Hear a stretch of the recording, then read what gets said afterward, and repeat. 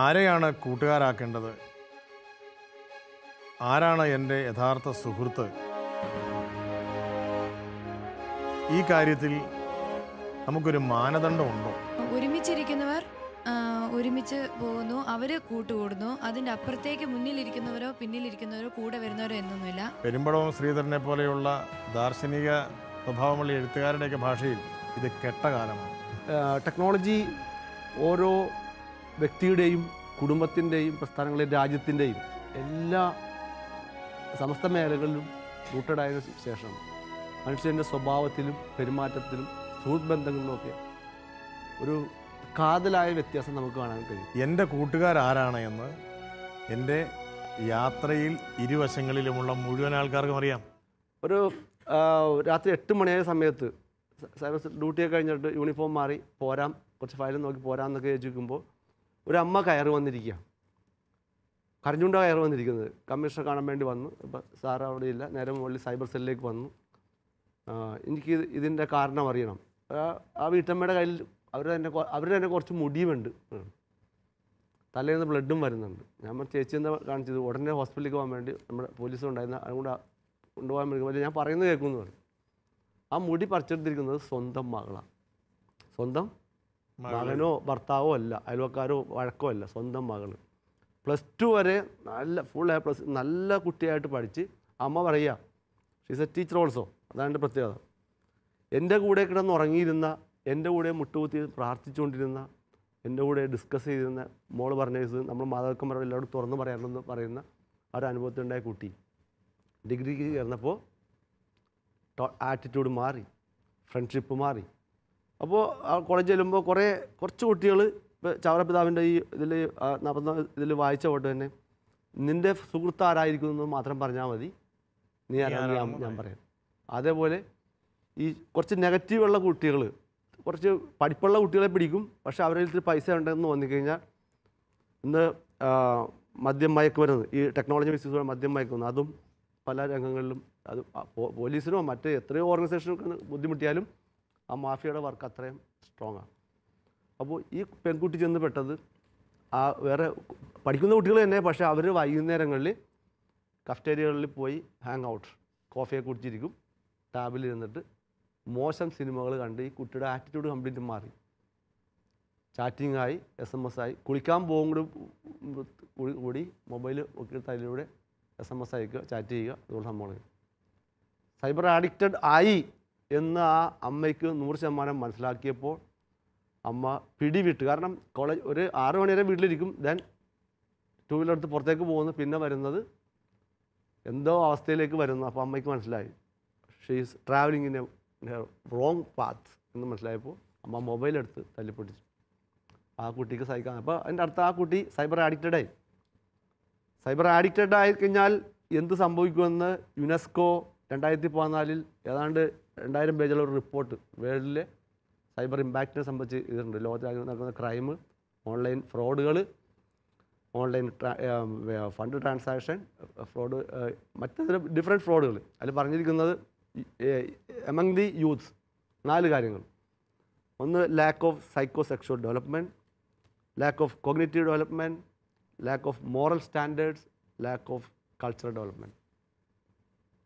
ആ moral standard പോയി കഴിഞ്ഞാൽ this is my papa, he is my ATM, this is my mummy, she is my cook എന്ന ആറ്റിറ്റ്യൂഡിലേക്ക് പോകും. Am I right? അതാണ് ഈ അഡിക്ഷൻ വന്നു കഴിഞ്ഞാലുള്ള കാര്യങ്ങൾ വന്നു കഴിഞ്ഞാൽ. ആ അഡിക്ഷനിലേക്ക് സ്ലിപ്പ് ചെയ്ത് വർഗീസ് പറഞ്ഞ പോലെ സ്ലോലി ആ കുട്ടി പറഞ്ഞത് അവൻ്റെ ഉള്ളിൽ നിന്ന് was telling from the bottom his heart. അറിയില്ല. കാരണം ഇത് ഞാൻ ടെക്നോളജി പഠിക്കേണ്ടതെന്ന് പറയല്ല, it's a part of our life.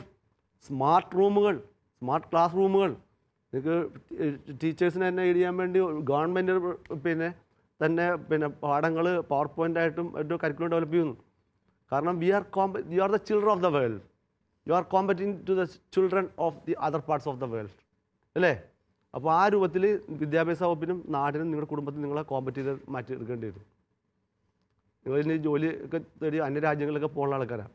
അപ്പോൾ അത് പഠിക്കേണ്ടതെന്ന് പറയാനല്ല, പക്ഷേ ഇത് വർഗീസ് പറഞ്ഞ പോലെ മിസ്യൂസിലേക്ക് സ്റ്റെപ്പ് ബൈ സ്റ്റെപ്പായിട്ട് പോകുന്നു. അവസാനം തിരിച്ചു കയറാൻ പറ്റാത്ത ഒരു പൊട്ടക്കണത്തിലേക്ക് മിസ്യൂസിൻ്റെ അനന്തരഫലമായിട്ട് ചെന്ന് പെടുന്നത് മനസ്സിലാവും. സാറേ ഈ സൈബർ അഡിക്റ്റ് എന്നൊരു പദം സാർ ഉപയോഗിച്ചല്ലോ. അതെ. അത് ഇന്നത്തെ കാലത്ത് ഈ മക്കൾ അതെങ്ങനെയാണ് അതിനെ ആ പദം നിങ്ങൾ എങ്ങനെ സ്വീകരിക്കും? നിങ്ങളെങ്ങനെയാണ് ആ പദം പരിചയപ്പെടുന്നത്? ഞാൻ ഇവരോട് ഒരു ചോദ്യം ചോദിച്ചോട്ടെ. ഈ സൈബർ അഡിക്റ്റ്, ഞാനൊരു ഡ്രഗ് അഡിക്റ്റ് എന്ന് കേട്ടിട്ടുണ്ട് അല്ലേ? മദ്യം. ഇപ്പം ഇന്ന് ഞങ്ങൾ മുൻ ഒരു എപ്പിസോഡിൽ മദ്യ കഴിച്ച് അതിൻ്റെ അവരെ പറ്റി ആൽക്കഹോളിക് അനോണിമസ് എന്ന ഒരു സംഘടനയുമായി ബന്ധപ്പെട്ട് ചേർന്ന് സംസാരിച്ചിരുന്നു. അപ്പോൾ മദ്യാസക്തർ എന്ന ഒരു പദം അവിടെ വന്നു. അതായത് രോഗിയാണ്. മദ്യപൻ സാധാരണ മദ്യം കഴിക്കുന്നവരല്ല, മുഴുക്കുടിയന്മാർ എന്നൊക്കെ നമ്മൾ പറയുന്ന പോലെ രോഗിയാണ്, അതല്ലാതെ പറ്റില്ല എന്ന് പറയുന്ന ഒരു സാഹചര്യത്തിലേക്ക് ഇപ്പം നമ്മൾ മദ്യം അല്ലെങ്കിൽ അതുപോലുള്ള ലഹരി വസ്തുക്കൾ എത്രമാത്രം അപകടം ചെലുത്തുന്നുണ്ടോ ഒരു വ്യക്തിയുടെ സ്വകാര്യ ജീവിതത്തിൽ, ഇപ്പോൾ സാറ് പറഞ്ഞു വരുന്ന ആ വഴിയിലൂടെ ചിന്തിക്കുമ്പോൾ അതിനേക്കാൾ കൂടുതൽ അപകടകരമായ ഒരു രോഗം പോലെ അല്ലേ? മകളൊന്ന് ഓപ്പണായിട്ട് ചിന്തിച്ചു നോക്കി. നമുക്ക് നമ്മുടെ മനസ്സിനെ നിയന്ത്രിക്കാൻ പറ്റുന്നില്ല. ഇപ്പോൾ ടോയ്ലറ്റിൽ കയറുമ്പോഴും ഞാൻ മൊബൈൽ കൊണ്ടാണ് കയറുന്നതെങ്കിൽ എൻ്റെ അവസ്ഥ എന്താണ്? പലരുടെയും വിരലുകളുടെ ഈ ടച്ച് സ്ക്രീൻ ഉപയോഗിച്ച് ഇവിടെ ഒരു മരവിപ്പും തരിപ്പും ഒക്കെ അനുഭവപ്പെട്ട് തുടങ്ങുന്ന ഒരു കാലഘട്ടം എത്തിയിരിക്കുന്നു. സെൻസേഷൻ കിട്ടുന്നില്ല. സെൻസേഷൻ EMR കൊണ്ട് സെൻസേഷൻ കിട്ടുന്നില്ല. സെൻസേഷൻ. യെസ്. ഈ മദ്യപരുടെ വിരലുകൾ വിറയ്ക്കുന്നു എന്ന് പറയുന്നത് പോലെ ഈ നവമാധ്യമങ്ങളുടെ അഡിക്റ്റായവരുടെ വിരലുകൾ മരയ്ക്കുന്നു എന്നുള്ളതാണ് ഇന്ന് നമ്മൾ അഭിമുഖീകരിക്കുന്ന ഒരു സത്യം. ശരിയല്ലേ സാറേ? എക്സാക്ട്ലി.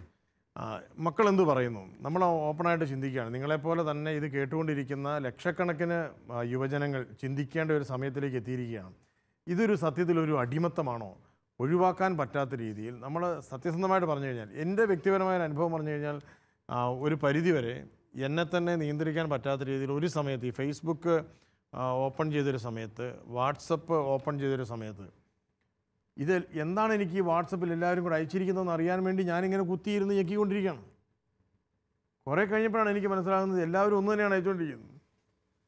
വാട്സപ്പ് ഗ്രൂപ്പിലേക്ക് എല്ലാവരും കൂടെ കനത്ത സംഭാവനകൾ നൽകിക്കൊണ്ടിരിക്കുന്നു. വാട്സപ്പ് ഗ്രൂപ്പിലേക്ക് ആൾക്കാർ ഫോർവേഡ് ചെയ്ത് എല്ലാവരും ഒരേ സാധനം തന്നെ ഫോർവേഡ് ചെയ്യുകയാണ്. സത്യത്തിൽ ഇതൊരു വലിയ അസംബന്ധ നാടകമാണ്. അത് ഇദ്ദേഹം പറഞ്ഞ ഒരു ക്യൂരിയോസിറ്റി ആ കുട്ടികൾക്ക്. പല പല മെറ്റീരിയൽസ് വന്നുകൊണ്ടിരിക്കുകയല്ലേ. നോയൽ പറഞ്ഞ പോലെ ഒരു ക്യൂരിയോസിറ്റി ആ കുട്ടികൾക്ക്. അല്ല, ശരിയാണ്. ഒരാകാംക്ഷ, നീ പറഞ്ഞത് ശരിയാണ്. ഒരാകാംക്ഷ നിലനിൽക്കുക, അതൊരു തെറ്റൊന്നുമല്ല മക്കളെ. അത് അറിയാൻ കൊതിക്കുന്ന പ്രായത്തിൽ എൻ്റെ മക്കളുടെ മനസ്സിൽ, ഇപ്പം നിങ്ങളുടെ മാത്രമല്ല ഞങ്ങളുടെ പോലും, ഞങ്ങളെപ്പോലെ സീനിയേഴ്സ് എന്ന് പറയാൻ കഴിയുന്ന ഒരു തലമുറയുടെ പ്രായത്തിൽ പോലും ഈ നവമാധ്യമങ്ങൾ വളരെയേറെ കൗതുകങ്ങൾ നൽകുന്നുണ്ട്. അതിൻ്റെ സാധ്യതകളെ ദുരുപയോഗിക്കാനുള്ള ശക്തമായ പ്രലോഭനം എല്ലാവർക്കുമുണ്ട്. അപ്പോൾ ഞാൻ ചർച്ചയ്ക്ക് കൊണ്ടുവരാൻ ആഗ്രഹിക്കുന്ന പദം എന്ന് പറയുന്നത് ഡ്രഗ് അഡിക്റ്റ് പോലെ ഈ സൈബർ അഡിക്റ്റ് എന്നുള്ളൊരു പദം നമുക്കൊന്ന് ചർച്ച ചെയ്യണം എന്നെനിക്ക് തോന്നുകയാണ്.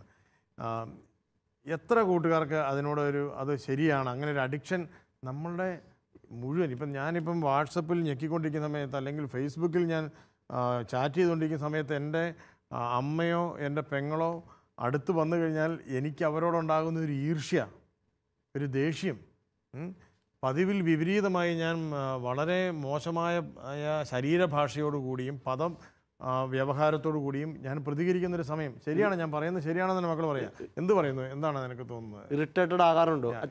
ഒരു കാര്യം, 2 ക്വസ്റ്റ്യൻ കൂടി ഞാൻ പറഞ്ഞോട്ടെ. ഓക്കെ.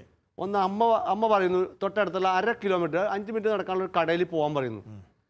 നിങ്ങൾ ആർക്കെങ്കിലും ഈ മൊബൈൽ എടുത്ത് പോക്കറ്റിൽ ഇടാതെ ആ മൊബൈൽ അവിടെ ഇരുന്നോട്ടെ, it's A communication device only, ഞാൻ കടയിൽ അതില്ലാതെ ഞാൻ പോയിട്ട് വരാം.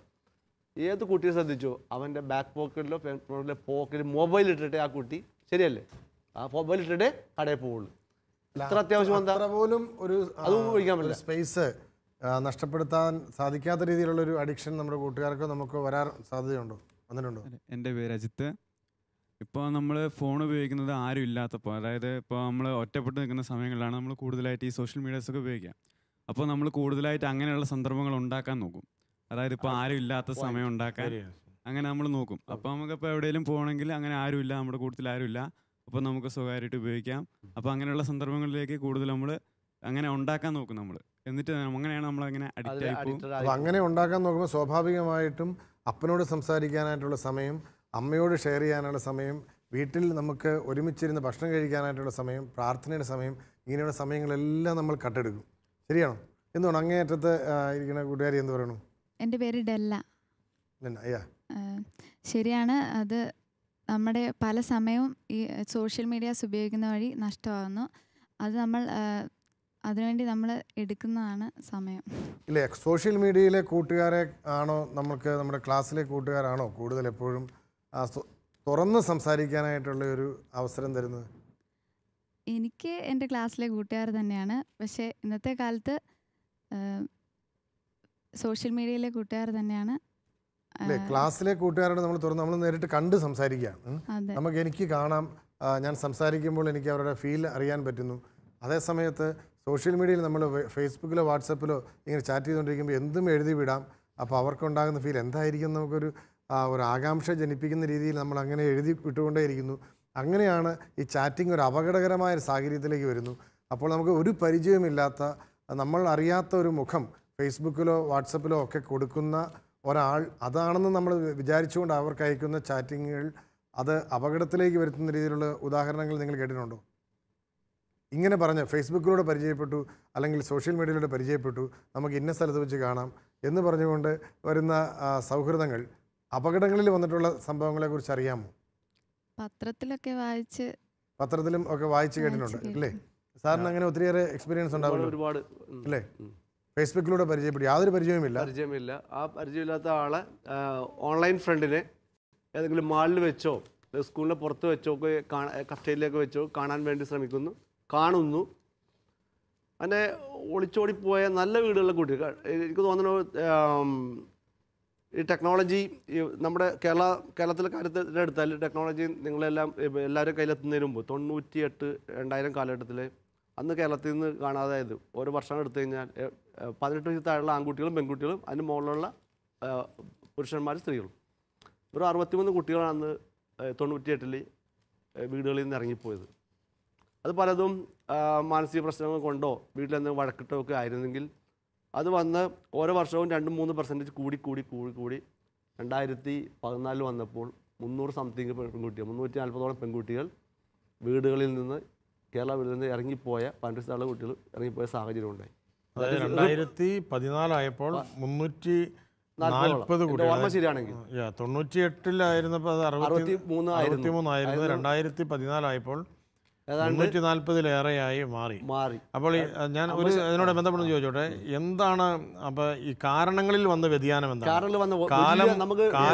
വളരെ നല്ലൊരു ഇത്. അന്ന് ദാരിദ്ര്യം ഉണ്ടായിരുന്നു, തൊഴിലില്ലായ്മയൊക്കെ ഉണ്ടായിരുന്നു. ജോലിക്ക് സാധാരണ വീടുകളിൽ ജോലിക്ക് വന്ന 200-200 കിട്ടുന്ന സ്ഥലത്ത് ഇന്ന് നല്ല ഈ പട്ടിണിയില്ല. എല്ലാവർക്കും നല്ല ഡ്രസ്സ്, നല്ല ഭക്ഷണം, ജീവിത സാഹചര്യങ്ങളെല്ലാം സമൂഹത്തിൻ്റെ മൊത്തം ഡെവലപ്മെൻറ്റ് പരമായി കിട്ടിയിരിക്കും. പക്ഷേ ഈ കാണാതായ കുട്ടികൾ അവർ 80-85 തിരിച്ചു വന്നിട്ടുണ്ട് കേട്ടോ. പോയത് അവർ 2-3 ദിവസം കഴിയുമ്പോൾ തിരിച്ചു വരും. എറണാകുളത്ത് മിസ്സിംഗ് ആയ ഒരു കുട്ടിയെ അവസാനം പാലക്കാട് നിന്ന് വിളിച്ചു, കോയമ്പത്തൂരിൽ നിന്ന് വിളിച്ചു. പലപ്പോഴും ഈ സോഷ്യൽ മീഡിയയിലൂടെ പരിചയപ്പെട്ട് ഇറങ്ങി പോവുക. കുട്ടികളുടെ വിചാരം അവർ ജീവിക്കുന്ന ആ സാഹചര്യം തന്നെ, വീട്ടിൽ നല്ല ഫാനിൻ്റെ അടിയിൽ കിടന്നുറങ്ങാം, നല്ല കട്ടിൽ, നല്ല ഭക്ഷണം, വീട്ടിലെ എല്ലാ സൗകര്യങ്ങളും ഇയാളുടെ കൂടെ ഇറങ്ങിപ്പോയാൽ കിട്ടുമെന്നുള്ളതാണ്. അതിൽ ഒരു സന്ധ്യ ഒന്നുകൂടി സ്വഭാവ വ്യത്യാസം വരുന്നു. പക്ഷേ ഈ കുട്ടിയുടെ മൊബൈൽ അവർ മേടിച്ച് സ്വിച്ച് ഓഫ് ചെയ്ത് വെക്കും. പിന്നെ എപ്പോഴും ഓൺ ചെയ്തു, അല്ലെങ്കിൽ എപ്പോഴും ഒച്ച എടുത്തു ആ കുട്ടിയുടെ വീട്ടിലേക്ക് വിളിച്ച് പോലീസിനെയൊക്കെ അറിയിച്ചിട്ട് രക്ഷപ്പെടുക പോരുക. അപ്പോൾ അന്ന് ഇതുപോലെ ഇറങ്ങിപ്പോയത് വീട്ടിൽ എന്തെങ്കിലും വഴക്കോ എന്തെങ്കിലും പ്രശ്നമൊക്കെ ആയിരുന്നെങ്കിൽ ഇന്ന് കുട്ടികൾ കൂടുതൽ ഇങ്ങനെ പെർസനെ കൂടി വരുന്ന കുട്ടികളിലേക്ക്, ഇപ്പോൾ അദ്ദേഹം പറഞ്ഞ പോലെ തന്നെ സ്വകാര്യമായി കുട്ടികൾ they are making their own times, സ്വന്തം സമയം ഉണ്ടാക്കി അവർ മൊബൈലിൽ നെറ്റ് ഈസിയായിട്ട് എടുക്കാം എന്ന് വന്നതോടുകൂടി ഐസൊലേറ്റഡായിട്ട് അവർക്ക് പോയി നിന്ന് ചാറ്റ് ചെയ്യുമ്പോൾ എല്ലാവർക്കും ആ കുട്ടി പറഞ്ഞിട്ട് ഒരാൾ പറഞ്ഞ് ഫേസ്ബുക്ക് വീട്ടുകാർ ബാൻ ചെയ്തു എന്ന് പറഞ്ഞു, മറ്റൊരാൾ ഇത് ഉപയോഗിച്ചോളാൻ പറഞ്ഞത്.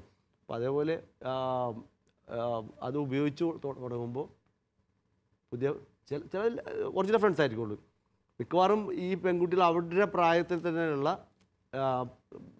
പെൺകുട്ടികളെ പടയിട്ട് വേറെ ആൺകുട്ടികൾ അല്ലെ ഇതിൽ കുട്ടികൾ തട്ടിക്കൊണ്ട് പോകുന്ന കിഡ്നാപ്പേഴ്സ്, ഹ്യൂമൻ ഓർഗാൻ ട്രാഫിക്കേഴ്സ്, അവരൊക്കെ മാസ്കുലേഷൻ ആൾമാട്ടം നടത്തി ഇവരായിട്ട് ചാറ്റ് ചെയ്ത് അവർക്ക് ഇഷ്ടപ്പെട്ട സബ്ജക്റ്റ് സംസാരിച്ച് അവരെ കയ്യിലെടുത്ത്, അപ്പോൾ കുട്ടികൾ കൂടുതൽ ഓപ്പണായിട്ട് സംസാരിക്കും. മാതാപിതാക്കന്മാരോ ഷെയർ ചെയ്യാത്ത കാര്യങ്ങൾ വരെ ഈ ആളായിട്ട് സംസാരിക്കും. ഇനി മാതാപിതാക്കന്മാർ കണ്ടുപിടിച്ചിട്ട് ആ ഫേസ്ബുക്കിൽ ഇയാളെ ഫ്രണ്ട് വേണ്ട ഇയാളെ പറ്റി എനിക്ക് അറിയില്ലോ എന്ന് പറഞ്ഞാൽ അപ്പോൾ അവരോട് മാതാപിതാക്കന്മാർ ചൂടാവും.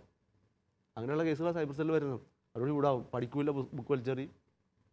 അവരാണ് ഏറ്റവും ട്രസ്റ്റ് വർത്തി എന്നുള്ള കാര്യങ്ങളിലേക്ക് വരുന്നത്. സാർ, എനിക്ക് തോന്നുന്നു മാതാപിതാക്കൾക്ക് ധീരമായി തൻ്റെ ഇടത്തോടു കൂടി ഇടപെടാൻ പറ്റുന്ന ഒരു സ്പേസ്, ഒരു ഇടം കുഞ്ഞുങ്ങൾ ഇതുവഴി നഷ്ടപ്പെടുത്തുന്നുണ്ട് ഒത്തിരി.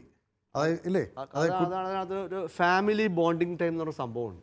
ഫാമിലി ബോണ്ടിങ് ടൈം ഒരു വൈകിട്ട് 6 മണി തുടങ്ങി രാത്രി 9 മണിയുള്ള സമയം. അപ്പനും ജോലി കഴിഞ്ഞെത്തും.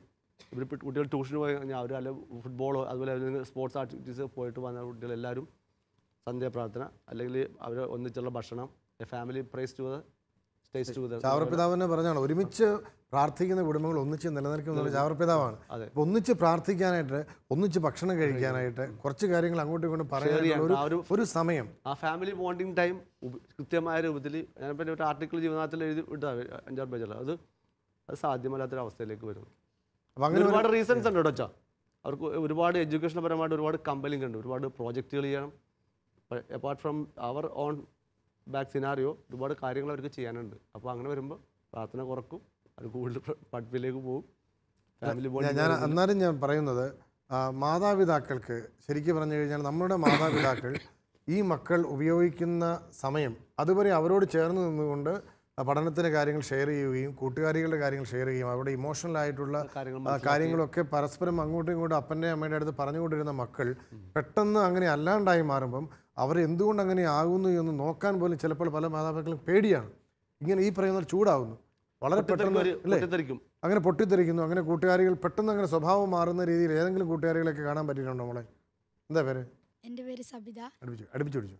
എൻ്റെ അനിയൻ എൻ്റെ അമ്മ കടയിൽ പോയി തിരിച്ചു വരുന്ന സമയത്ത് ഞാൻ യൂസ് ചെയ്യാറില്ല, എൻ്റെ അനിയൻ യൂസ് ചെയ്യും. അവൻ യൂസ് ചെയ്തുകൊണ്ടിരിക്കുന്ന സമയത്ത് ഞങ്ങളടുത്ത് ചെന്ന് അല്ലെങ്കിൽ അമ്മ അവനോട് അത് എടുക്കരുത്, ഫോൺ എടുക്കരുതെന്ന് പറഞ്ഞിട്ടുണ്ടെങ്കിൽ പെട്ടെന്ന് ദേഷ്യപ്പെടും.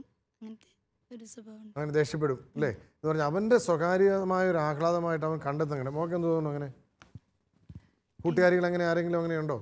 എൻ്റെ അറിവിലില്ല. പേരെന്താണ്? ഇതില്ല. ഇല്ല. ഞാനങ്ങനെ ഉപയോഗിക്കാറില്ല, ഫോണ് സമ്മതിക്കാറില്ല വീട്ടിൽ നിന്ന്. അങ്ങനെ വീട്ടിൽ സമ്മതിക്കാറില്ല? ഇല്ല. അപ്പൊ സമ്മതിക്കാണ്ട് വരുമ്പോൾ ഒരു വിഷമം തോന്നിയിട്ടുണ്ടോ? ഇല്ല. ഷൂട്ടും തോന്നിയിട്ടില്ല? ഇല്ല. അങ്ങനെ വലിയ വിഷമം തോന്നിയിട്ടില്ല. അതായത് ഇപ്പം നമ്മളിപ്പോൾ സംസാരിച്ചുകൊണ്ടിരിക്കുന്നത് ഒരു സൈബർ അഡിക്റ്റ് ആകുന്ന ഒരു അനുഭവത്തിലേക്ക് നിങ്ങളുടെ കൂട്ടുകാരെങ്കിലും വഴുതി മാറുന്നതായിട്ട് നിങ്ങൾക്ക് തോന്നിയിട്ടുണ്ടോ, അല്ലെങ്കിൽ നിങ്ങൾ തന്നെ അങ്ങനെ ഒരു അനുഭവത്തിലേക്ക് വരുന്നുണ്ടോ?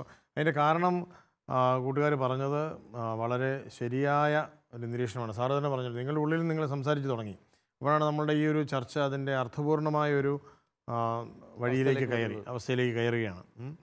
ഇപ്പം സൈബർ അഡിക്റ്റ് ആയിക്കഴിഞ്ഞാൽ ഡ്രഗ് അഡിക്റ്റ് ആകുന്നതിനേക്കാൾ അപകടകരമാണ്, വളരെ ഭീകരമാണ്. അപ്പോൾ മോൻ പറഞ്ഞ ഒരവസ്ഥയാണ് അതിൻ്റെ കാരണം. എനിക്കായി ഒരു സ്വകാര്യ സമയം നിർമ്മിച്ചെടുക്കുകയാണ്, ഓക്കെ എന്ന് പറഞ്ഞു കഴിഞ്ഞാൽ ഞാൻ തനിച്ച് ജീവിക്കാൻ തുടങ്ങുന്നു എന്നാണ് അർത്ഥം. അത് പക്ഷേ ഒറ്റയ്ക്കല്ല. ഇപ്പം എനിക്കിത് വേണ്ടി തന്നെ ഒരു സമയം കണ്ടെത്തുന്നു എന്ന് പറയുന്നത് ഞാൻ ഒറ്റയ്ക്കിരിക്കാനല്ല, ഞാൻ മറ്റാരോടൊപ്പം അതായത് ഇപ്പോൾ എൻ്റെ കൂടെയുള്ളവർ അറിയാത്ത മറ്റാരോ ഒരാൾ അല്ലെങ്കിൽ ഒന്നിൽ കൂടുതൽ ആൾക്കാർ എൻ്റെ ഈ ഒരു സ്വകാര്യത പങ്കുവയ്ക്കാൻ ഞാൻ ക്ഷണിക്കുന്നു എന്നാണ് അതിനർത്ഥം. ചാവറപിതാവിൻ്റെ വാക്ക് ഇന്ന് നമ്മൾ വായിച്ച ആദ്യത്തെ വാക്ക് എല്ലാവരെയും വീട്ടിലേക്ക് വിളിക്കരുതെന്നാണ്. അത് ചാവറപിതാവ് ആ വാക്ക് കടമെടുത്തിരിക്കുന്നത് പ്രഭാഷകൻ്റെ പുസ്തകം 11-ാമത്തെ അധ്യായം 29-ാമത്തെ വചനത്തിൽ നിന്നാണ്. ഇതേ വചനം തന്നെ ബൈബിളിൽ നമ്മൾ കാണുന്നുണ്ട്, എല്ലാവരെയും വീട്ടിലേക്ക് വിളിക്കരുത്. ഇവിടെ വീട് എന്ന് പറയുന്നത് നീ താമസിക്കുന്ന വീടാണ് ഒന്നാമത്, ഓക്കെ. രണ്ടാമത് നീ പറഞ്ഞ തനിച്ച് ഇന്നത്തെ ഈ യുവജനങ്ങൾ സൃഷ്ടിക്കുന്ന ഈ സ്വകാര്യ സമയം തന്നെയാണ് നിൻ്റെ വീട്, ശരിയല്ലേ? അവിടേക്ക് നീ ആരെയാണ് വിളിക്കുന്നത്? അതാണ് ചോദ്യം. നിൻ്റെ വീട്ടിലേക്ക് നീ ആരെയാണ് വിളിക്കുന്നത്? നീ നിൻ്റെ വീട്ടിലേക്ക് വിളിക്കുന്നു, നിൻ്റെ സ്വകാര്യ സമയത്തിലേക്ക്.